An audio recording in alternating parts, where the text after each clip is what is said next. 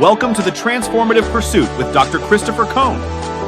We're glad you have joined us and pray the content will be helpful and encouraging. The pursuit starts now.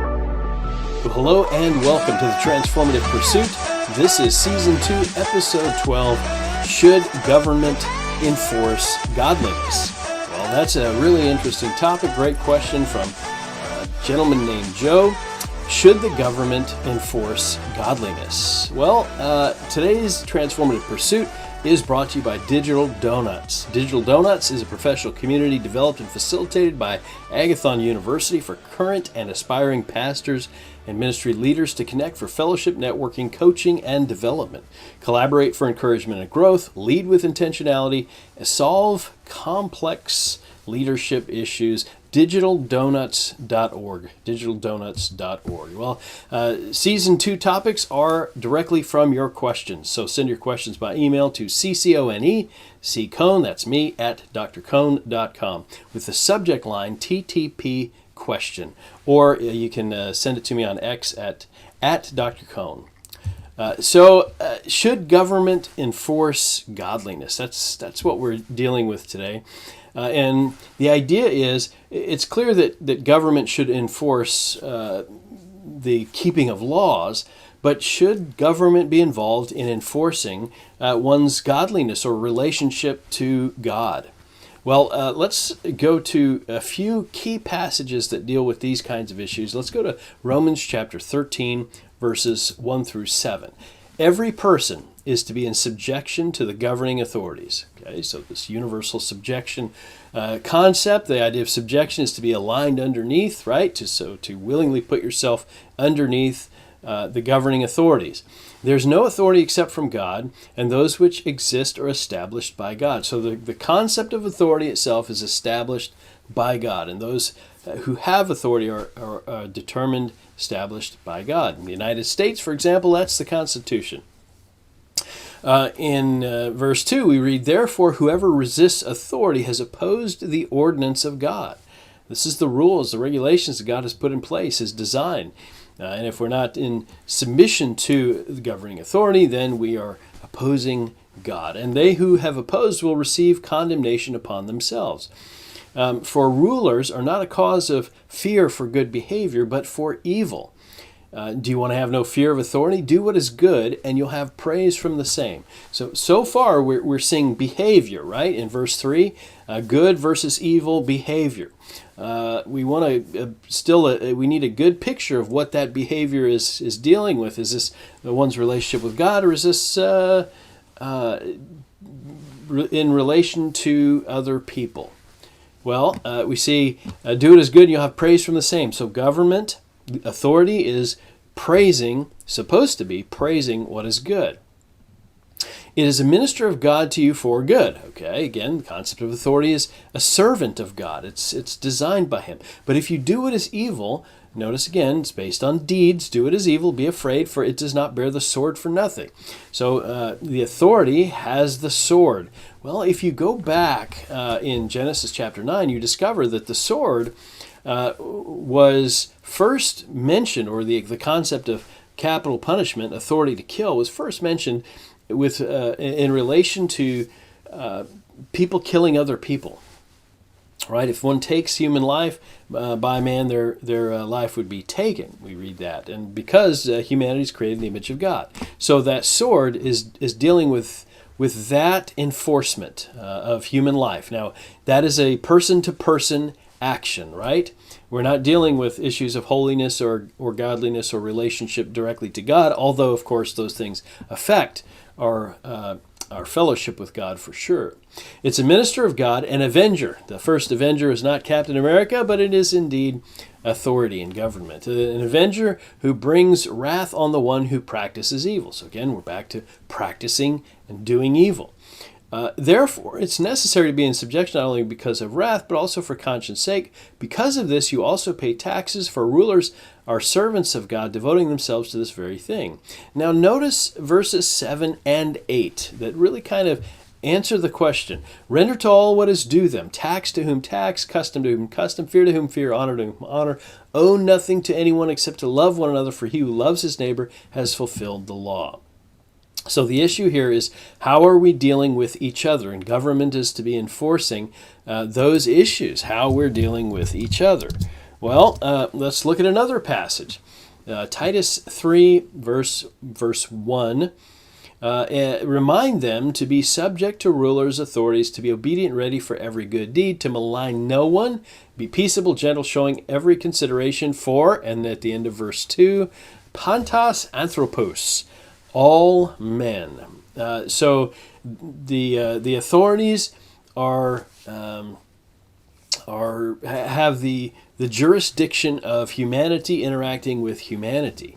That's important, right? Then we see again in 1 Peter chapter 2, and really verses 13 through, let's say, 17.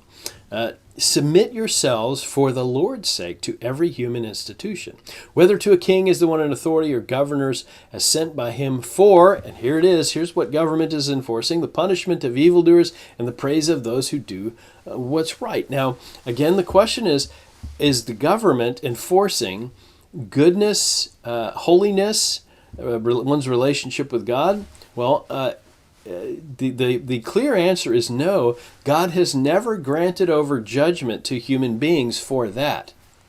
We do see that the Father has given all judgment to the Son, and that the Son is able to determine the heart, right? Humanity can't determine the heart, and our relationship with God is very much internal, and obviously that expresses itself in how we think and how we act, right, in external ways. But what we see here is Paul first and now Peter talking about being submissive to human institutions, because government has, and this is not the only reason, but government has authority over how those relationships are conducted.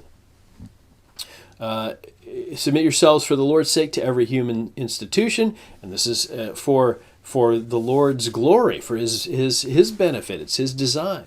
Whether to a king as one in authority or to governors as sent by him for the punishment of evildoers and praise those who do us right. For such is the will of God, that by doing right you may silence the ignorance of foolish men. So notice what Peter is doing here. He's reminding us that we aren't simply submitting to government because government can punish, but we're submitting to government and to authority because it honors God. It is his will. It is his design.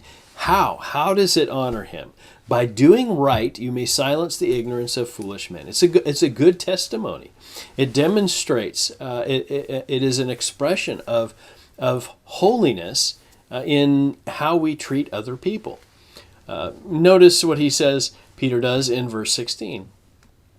Act as free, be free, and do not use your freedom as a covering for evil, but as bondslaves of God. Okay, what does that look like? When we're behaving as bondslaves of God, as servants of God, what does that look like? And of course, verse 17 caps it off for us. Honor all people. There it is, right? There's a responsibility to honor all people. Love the brotherhood, fear God, honor the king.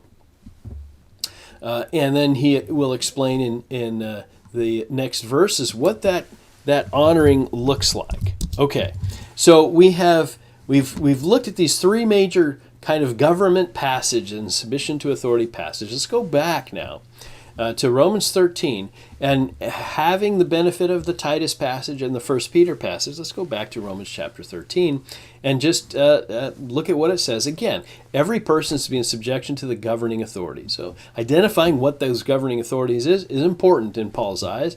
There's no authority except from God, and those which exist are established by God. So it is worth noting that somewhat will usurp authority. And Paul is not talking about that. He's talking about governing authorities and those who have received their authority from God. True authority comes from God. Therefore, whoever resists authority is opposed to the ordinance of God.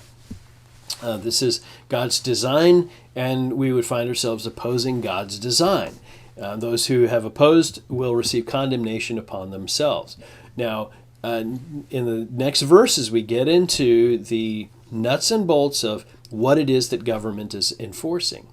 Rulers are not a cause of fear for good. The word there is agathon.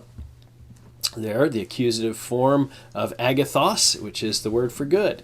Of course, Agathon University is named after this word, right? But rulers are not a cause of fear for good behavior, but for evil. Do you want to have no fear of authority? Do it as good. You'll have praise from the same. So government enforces good and evil, but how? Minister of God to you for good. If you do what is evil, be afraid. Does not bear the sword for nothing. And that sword is very helpful to understand because it reminds us that God gave authority to humanity to take human life when human life is taken. And that's it. Now, of course, the Mosaic Law comes along, and there are many person-to-person activities that could result in the death penalty. But even in the Mosaic Law, it was focused on human beings and their behavior toward each other, because, of course, that had implications and expressions of relationship with God. But the governing authority has a sword as an avenger to bring wrath on the one who practices evil. So it's necessary to be in subjection because of wrath, but also for conscience sake, right? Not only because of wrath.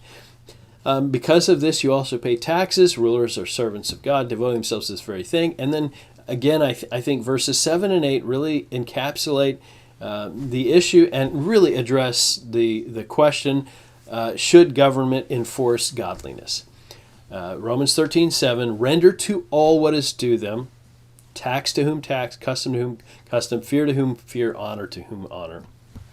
And so if we're not doing that and not expressing that in the right way, that's where government can step in. If we're not paying taxes, if we're not keeping the customs, every locale will have customs. There's fear and respect and honor due to, for example, law enforcement, to your neighbor. You can't just walk into their house and take whatever you want, right? That's not honoring your neighbor. And so a negative expression there of going into your neighbor's house, well, we call that breaking and entering, and there's consequences, and the government bears a sword for that. But ultimately, in verse 8, we see, owe nothing to anyone except to love one another. Now, while the governing authorities can praise, they don't know the heart motivation and whether or not agape is actually being fulfilled. So government's authority isn't extending this far, but this is the design. In other words, our relationship with each other does not extend only as far as governmental authority. But we see that governmental authority does not seem to exceed the boundaries of humanity's relationship with humanity. Does not deal with government enforcing godliness with respect to one's relationship with God. For example, if someone doesn't believe in Jesus, does government have the right to kill that person? And we never see that scripturally, right? Specifically, the government bears the sword, and it's mentioned first back in Genesis chapter 9. Government will bear the sword, and this is why. In Genesis chapter 9, we read, surely I will require your lifeblood. This is verse 5. From every beast I will require it, and from every man's brother I will require the life of man. Whoever sheds man's blood, by man his blood shall be shed, for in the image of God he's made man. And there it is, Genesis 9:6. Because humanity is made in the image of God, uniquely so. Even animals are held accountable for how they treat human life. But human beings are accountable for what they do with other human life. And if a human being sheds another human being's life, by human beings his blood shall be shed. So here we are, understanding that government has a role and a responsibility to enforce proper relationship with each other, but not proper relationship with God. So government is limited, but definitely has authority. Well, much to discuss in the next episode. God bless you and enjoy your study of God's Word this week.